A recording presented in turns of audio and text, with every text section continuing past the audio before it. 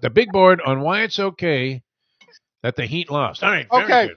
Yeah. This was supposed to be last week's big board, so excuse us if we're a little dated, but we had some technical issues last week, Yeah. and we felt like it was important to cover this subject because there's a lot of people in the city of Miami who are like freaking out that the Heat, let's be honest, kind of got their ass kicked in the NBA Finals. And I, for one, will tell you, of all the Miami Heat's runs, I enjoyed this run to the finals more than I have enjoyed any other run the Miami Heat have made, including the first time they won the title. I really enjoyed that with Dwayne Wade. But let's be honest, it came with some very legitimate criticisms about the officiating, as Dwayne Wade shot 136 free throws in crucial Game 5. It was Jerry Stackhouse who I think got suspended for 4 games for lightly tapping Shaq in the side of the head. It was Jerry Stackhouse, when Shaq could have taken a 2x4 to the side of his head and not hurt him. It came, and then when the big three, like every run to the finals, just felt like pressure and pain. It did not feel fun at any point. It just felt like That's true. Another opportunity for failure, not success. Like I've always said, that first run to the finals where the Heat lost to the Dallas Mavericks, that was 10 times more painful than the 2 titles were rewarding. It just hurt. And then the last one where we got totally buried by San Antonio as Danny Green went 59 from 60 from 3-point land over the course of 5 games. Again, just painful. But this run, I had a blast. I didn't expect to make the playoffs. Lubie will tell you, 2 weeks before the playoffs, it was we should just throw the rest of our games so we get a 1 in 10 million chance at Wembyama rather than Wembyama. Rather than actually make the playoffs and get our ass kicked in the first round. I didn't expect it, but I had a blast. And I want to tell everybody why it's okay that the Miami Heat lost. You can calm down and look forward to next year. It was just another fun season, and it was a great run through the NBA playoffs. And these are the reasons why. All right. Here's number 5. Start with number 5, which is the Jokic brothers just have so totally pissed off every other jerk-off celebrity trying to glom on the fame. In this case, we're talking about Anna Horford, who the day after the NBA Finals went onto Twitter and complained that it was sexist and racist that people actually like the Jokic brothers and hate her. For those who don't know, about a year ago, she got ripped on Twitter because she was playing publicly a game of Fuck, Marry, Kill about her brother's teammates. Oh. And came on and said she would marry Jaylen Brown, bang Jason Tatum, and I can't remember who the third. Marcus Smart, and would kill Marcus Smart. Which, by the way, probably the right analysis if you're the Boston Celtics. I think Brad Stevens was thinking along those lines. Number 1, if you're going to glom on to your brother's fame, your brother has to be more famous than Al Horford. You can't. I'm sorry. Much as I hate Jackson Mahomes, at least his brother's Pat freaking Mahomes on his way to being the greatest quarterback of all time. Al Horford on his best day, and his best day was 8 years ago, was kind of like a nice NBA player who everybody liked. Not anything close to a superstar. So your brother needs to be significantly more famous. And number 2, I'm going to say you're right, Anna Horford. Is America's love of the Jokic brothers steeped in racism? Yes, it is. Because let's be honest, if the Jokic brothers, instead of being gigantic Serbian war criminals, were Ja Morant's boys from the slums of Memphis, we would be scared to death of them. But for whatever reason, America loves gangsters who are European immigrants. We love the Godfather and the Italian gangsters. For some reason, we love the guys from Taken that are the Jokic brothers. We're like all kinds of gangsters except the black ones in America. We're very, very scared of the black gangsters. I mean, honestly, Ja Morant's not a big dude, and all his boys are littler than him. So I'm guessing all his boys are 5'7" and 130 pounds. The one Jokic brother could crush their skulls with his left hand. Yes. What do you mean? And we love the Jokic brothers, but if it was Ja Morant's boys running around court and threatening to kill the Morris twins, and we'd be scared to death of them. But I don't know. I can't say she's wrong. And these guys are more likely to do it. That's the thing. The other guys are just making videos. Yeah. Again, the one brother, the oldest brother of the gang, clearly burned a village during the Serbian War. There's no question. And enjoyed lighting the match. Yes, Right. there's no question that at some point, in order to, demoralize Bosnian forces, he burned down a church full of people. Yeah. There's no doubt about it.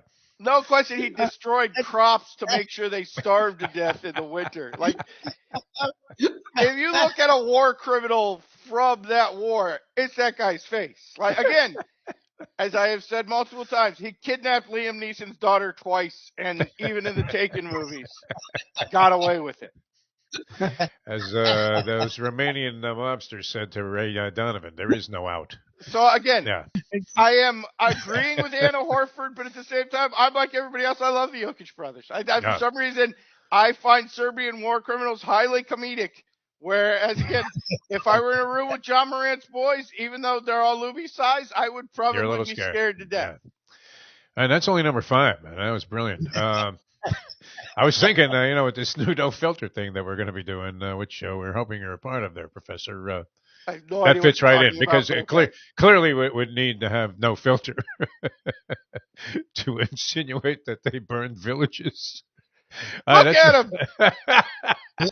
The one that's number 5. Nikola Jokic and was carrying him around. It's like, Nikola Jokic is a big fuck dude. Speaking of which, that takes us to number 4, and we love to celebrate the unicorns, particularly one unicorn, and that does bring us to number 4, which is. Oh, sorry. Preview there. We now have the new greatest fat guy athlete of all time. Good. Yeah, I like it. Again, there's been a lot of great fat players over the years. Sure. CC Sabathia was a particular favorite of mine. But this guy is easily the greatest fat guy athlete we've ever had. In fact, he's so dedicated to being a fat guy athlete that during the bubble a few years ago, he lost 50 pounds, immediately put them back on. After the bubble. He's our Kiradesh Afi Barnrat from the golf circuit. So dedicated to being a fat guy superhero that even though horses are apparently the love of his life, he doesn't go for regular horses. He goes for harness racing so they can drag his fat ass around in a cart. Jokic is riding a sulky. Unbelievable. By Carmine Abatello. The new greatest fat guy superhero, the new greatest fat guy athlete in the history of, honestly, of all the sports. Did you ever really think you were going to see a fat guy athlete dominating the NBA in an era where the league has become more guard oriented than ever before? And now the best player is a big fat Serbian who randomly somehow combines the game of shooting an awkward 3-pointer and just running over little people in the lane. I think, how is this guy not just hugely? I mean, America, the world's fattest nation in history. How is this guy already not the most popular athlete we've ever had? Everybody still loves Steph and all these little skinny guys. Yeah. If anybody, how is he not endorsing Subway? Exactly. Again, if anybody looks like 2023 America, it is Nikola Jokic. Yes, again, Subway has Tom Brady eating his avocado off of a piece of paper because he doesn't eat bread as their endorsement. How is Subway's new ad not Nikola Jokic eating 4 meatball subs in one sitting? At halftime, yes. On his harness horse. Honestly, America should so totally embrace this guy because all he is, he's Serbian Charles Barkley. If you watch his interviews, he makes smart-ass comments, and he sits there, and when they ask him about being fat, he's like, I like to eat. What are you going to do? He's very Joe Shucks, oh shucks, matter of fact, yeah. He's great. We always embrace the obese athlete. We're big fans. I mean, Oliver Miller was our favorite. I love Oliver NBA Miller. player. Again. Yeah. Yeah, we like that guy. We like guys that eat their way out of the game too. Terry Forster in baseball, that was great when he was that fat tub of goo.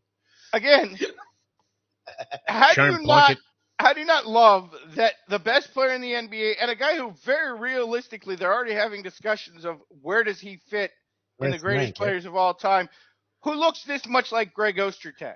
He really does look he's like a white fridge Perry, yeah. He really does look like Greg Ostertag's dad had a business trip to Serbia and did some plowing while he was over there.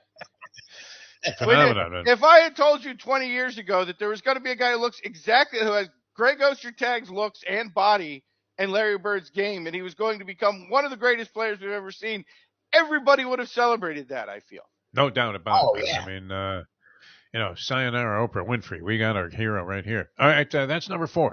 Number 3 on the 3, big board. of course, my personal favorite part of this. We beat the Boston Celtics in the most painful way possible, and we injured Jason Tatum in the process. Like, how do you get a better result? I wanted the sweep of the Celtics real bad, just to send the Celtics home feeling bad about themselves. But this was so much better. You get up 3-0, you're 100% sure you're going to make unprecedented NBA history, the first team to ever come back 3-0 and go to the finals and have all the momentum. And what happens? 5 seconds into the game, your best player gets hurt, spends the rest of the game faking how hurt he is by limping around the whole and you have to sit there on your home floor that you just paid 10 times face value for your tickets and watch your team get absolutely mauled for the entire game. And sit there with that sad Boston Celtics face look the whole time as you realize, oh shit, we're not that good. It's all falling apart. That was the best result I could possibly imagine. I got to sit there and watch Bill you Simmons had to be and especially Portnoy cry into their beer for 2 straight hours as the Miami has Gabe Vincent and Caleb Martin buried the Boston Celtics. Like how you almost waxed Walton Esther as he buried the Boston Celtics. How could you possibly get a better result than that? That was the best result humanly possible. If you had asked me before the series, like the Heat can sweep, I would have said, oh yeah, I'll take that. I had no idea that this was even a possibility. I didn't know that this was on the table. No. Well, and did you happen to see the picture? Are we trying to send you a copy of Pat Riley spitting on Red Auerbach's grave on his way out of town? A divine moment by him also, I would think, because of his hatred of the Celtics. All right, that's number 3. Tatum injured, Celtics lose. Big board of 5 reasons why this was 5 reasons. I'm thinking Scoop Skolnick. The top 5 on the big board of reasons that it's okay the Heat lost. And here we go with number 2. Speaking of Pat Riley, that plays heavily into number 2, which is this result leaves the Heat room to make moves. Because let's be honest, if this team had won a championship, as much as people are into Heat culture and love the scrubbies down here, we would be so locked into this roster full of bums for the next few years that we couldn't possibly make a trade, possibly make a move without the entire city revolting and going down to the docks and burning one of Mickey's cruise ships to the ground. But because we got our ass kicked in the finals, everybody's okay with us making some moves, which, let's be honest, I like the Miami Heat, but the Heat have some talent deficits with this roster. Again, I love the way the Heat culture guys played in this playoffs, but that's not who they are. Like, Gabe Vincent is not a top 10 point guard, borderline all-star type. Max Strus, honestly, should be probably traded to the Turkish league. Because he looks like a guy who smokes clove cigarettes to begin with. Yeah. Kyle Lowry, as we have discussed, should be traded to Elmer's. Because if he were a horse, his name would be Glue Pot. Yeah. Like, again, there's a lot of room. I mean, Duncan Robinson, I love the way Duncan Robinson played during the playoffs, but let's be honest, you don't really want to pay Duncan Robinson the kind of – this leaves plenty of room for the fan base to be okay with making some trades. And frankly, this Heat roster could use some upgrades moving forward. So now we have room to do it. Whereas if this team had won a title, it would have been very hard to sell making major moves to the fan base. No doubt. I mean, people would have gone back and said, hey, look what they did to the 97 Let's run it back and we get hero. Exactly. Yeah, so, give them a chance to win another one, huh? Pat, what's wrong with you? I'm now with you. We have room to make moves. I like the fact, I mean, you had a Whitey Herzog movie reference, and then this production that you did on this Werner picture. Herzog. Werner is brilliant. Not Whitey Herzog. Wolfgang Herzog, or whatever this guy is. Werner, like Werner Van Braun, the Nazi rocket guy. Werner. It's not a reference. It's Warner Brothers, they were great also. Okay, that's okay. Warner, I'll take it. It's not. It's WERNR, but Warner works, so Werner is what we're going for. All right, that's number 2. Here's number 1. Here's number 1, and I think everybody who knows me or has watched the big board for the last couple of years knows what it is, and that is Bernie finally got what he deserved. No mascot oh, man. is a bigger violation of personal space, is determined to get in your face, is determined to jinx you when you're trying to ride home Kentucky laying 8 in the Final Four against Louisville than Bernie. Bernie has needed to have the crap beaten him out of him for years and years. And Colin McGregor, who I got to be honest, I've never really liked, but is now my personal hero, finally took care of Bernie. Because not only did he accidentally punch him too hard during a little bit they were doing down here in Game 5, he sent him to the hospital. Yes. Like, people thought it was funny when the cheerleaders dragged Bernie off the court. No, they were dragging him straight to the emergency room because he'd been very badly injured. And honestly, nobody has deserved to be very badly injured in a game more than Bernie did. So I am 100% okay with this finals, just based on this result that Bernie was hospitalized after Colin McGregor punched him not once, but twice too hard in the face during a little bit here. Yeah, it was pretty wild, man. And then they're dragging him off there, and I couldn't help it. It was like they were, carrying a fighter out of the ring at the Olympic Auditorium back in the day on a stretcher. You're thinking that this poor guy is unconscious. And, Damn right. And the people are laughing. That was great, man. Of course they were laughing. They all know what I know, which is Bernie has deserved this forever. Well, yeah. I mean, He's you had the personal incident with him. You only cursed him out, though. You weren't thinking about taking a swing at this guy, were you? I was 100% thinking about taking a swing. I didn't want to go to jail. I'm not Conor McGregor, where I can punch a mascot in the face and then go rape somebody in the bathroom and get away with it. Allegedly. I mean, I don't know about that story. It reeks of a little suspicious, and we don't want to persecute our heroes like Conor McGregor. So I'm not trying to do that here on the show. Now that he's been upgraded to hero stature, I'm just saying I don't feel like I can get away with it, whereas Conor McGregor clearly can. So again, good on you, because nobody has. This is like those videos where the child molester only gets 2 years in jail, and then the mom or dad come and shoot the guy right in the courtroom. That's how I felt about this video, watching Conor McGregor beat Bernie half to death right at the middle of the third quarter there at the Miami Arena. A guy that was considered more of a scumbag than anything else suddenly becomes your poster child for being Mr. America. Damn Conor right. McGregor. Yeah, Conor McGregor, America's great, or at least Miami's greatest sporting hero, for giving Bernie what Bernie has richly deserved for a number of years.